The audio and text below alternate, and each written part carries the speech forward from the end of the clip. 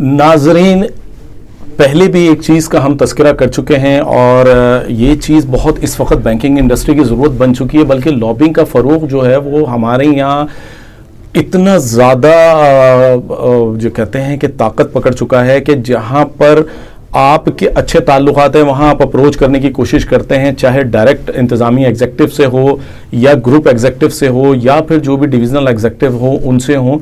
ये चीज़ें हमारे यहाँ लोगों में एक दूसरे के खिलाफ वुक्स, एक दूसरे के खिलाफ नफरत, एक दूसरे के खिलाफ जो है महाजराई की सिचुएशन पैदा करती जा रही हैं और कई बैंकों में ये सूरत हाल होने की वजह से बैंकों की कारकर्दगी का मेयार मुतासर होना शुरू ना सिर्फ हुआ बल्कि मुतासर हो चुका है। और इस पर तवज्जो होने के बावजूद इसको सरफे नज़र किया जा रहा है।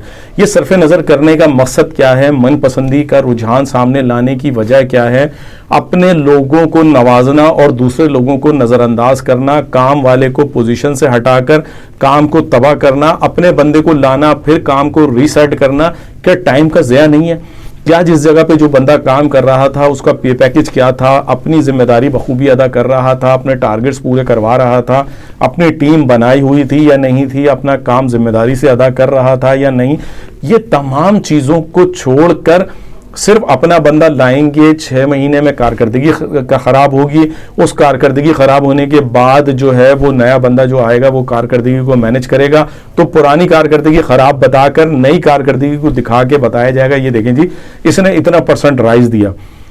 ये वो चीज़ें हैं कि जो असल बैंकर्स को मुतासिर कर रही हैं और फॉर्मी बैंकर्स को फ़रोग दे रही हैं। असल बैंकर के जिसने इस बैंकिंग सेक्टर को, इस बैंकिंग इंडस्ट्री को 2 अशरे 3 अशरे दिए और 30 साल से भी जायद के कई सीनियर मोस्ट लोग मौजूद हैं कि जिनको बैंकिंग के बारे में लोगों को आज भी वो नो हाउ देते नजर आते हैं, अपनी फील्ड को, अपनी टीम को, ये तो काम इस तरह से कर लो, ये काम इस तरह से कर लो, ये चीज़ इस तरह से कर लो, कि जो चीज़ें वो टिप्स देते हैं उसकी वजह से उनकी टीम समेत उनका बैंक कारकर्दगी की कई जो है वो मेयारात और लेवल हासिल करता नजर आता है। लेकिन जब कोई नया आता है तो उन लोगों को पता नहीं क्यों अपना दुश्मन समझने लगता है और उनको हटाकर अपने लोगों को लाने का रुझान जो है वो बढ़ने लगा है। पुराने वालों को 2-2 3-3 महीने का मौका दिया जाता है कि या तो आप इस जगह पे चले जाओ, इस पोजीशन से हट जाओ, वरना ये 3 महीने का टाइम है, आप कोई दूसरा बैंक देख लो, कोई दूसरी पोजीशन देख लो। अगर उस बंदे ने काम कर लिया, उस बंदे को दूसरी जगह अपॉर्चुनिटी मिल गई तो ठीक, बस सूरत दीगर उसे साइड लाइन लगा के उसके पूरे कैरियर को जो है वो आप अंधेरे की नज़र कर देते हैं।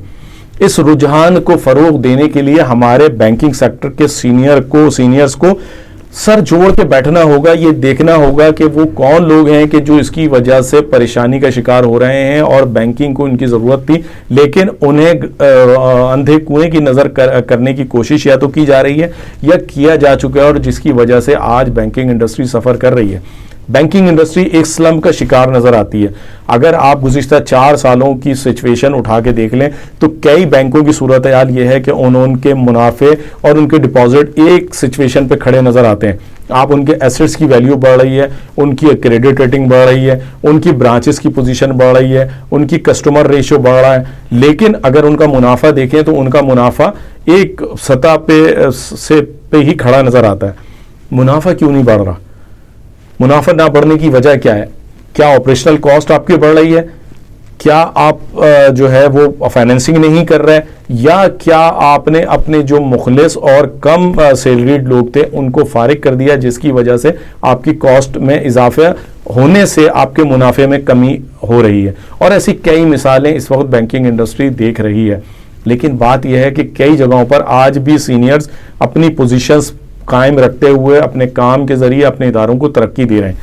ये वो चीज़ें हैं कि जिनको आज फिर दोबारा रिव्यू करना वक्त की ज़रूरत है। शौकत तरीन साहब, आप पुराने बैंकर हैं, आप इन तमाम चीज़ों को समझते हैं, आपको इन तमाम चीज़ों पे नज़र सानी करनी पड़ेगी, आपको लिमिटेशंस बढ़ानी पड़ेंगी ताकि पाकिस्तानी बैंकिंग सेक्टर किसी बड़े तबाही से बच सके और किसी बड़े नुकसान का सामना ना कर पाए। आपका खातेदार महफूज रहे, आपके पास लोगों की जो अमानतें हैं वो महफूज रहें।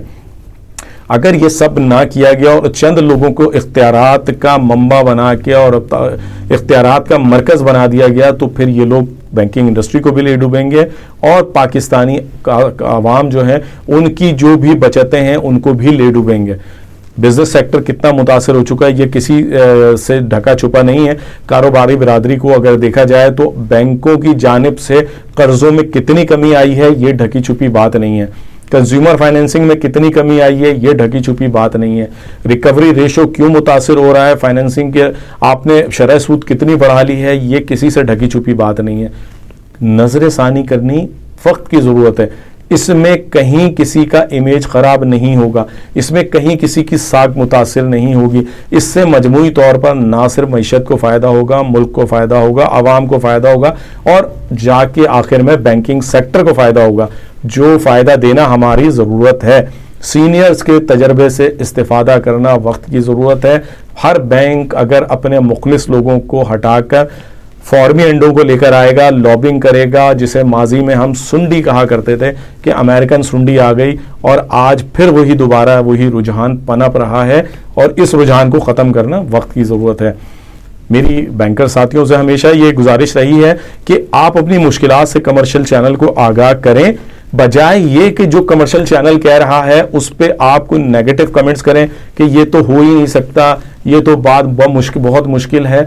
देखें, फ्रस्ट्रेशन का इजहार ना करें। बात यह है कि आपकी आवाज़ निकल रही है, आपकी आवाज़ उठाई जा रही है, उस आवाज़ का साथ देना आप पर लाजिम है, क्योंकि आपने अपनी आवाज़ बुलंद नहीं की और अपने आप को जो है वो इसी तरह से खाली हाथ जाहिर किया तो आप अपना नुकसान करेंगे। कमर्शियल चैनल आपकी आवाज़ उठा रहा है, कमर्शियल चैनल की आवाज़ को फैलाएं, ज़्यादा से ज़्यादा शेयर करें, पॉजिटिव कमेंट्स करें। ये पॉजिटिव कमेंट्स प्रेशर बिल्डअप करने का सबब बनेंगे, इससे कमर्शियल चैनल को वो फायदा नहीं होगा जो आप लोगों को होगा।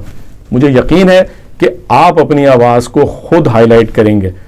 कमर्शियल चैनल फिर इंशाल्लाह नेक्स्ट किसी इशू के साथ हाजिर होगा। अस्सलाम वालेकुम।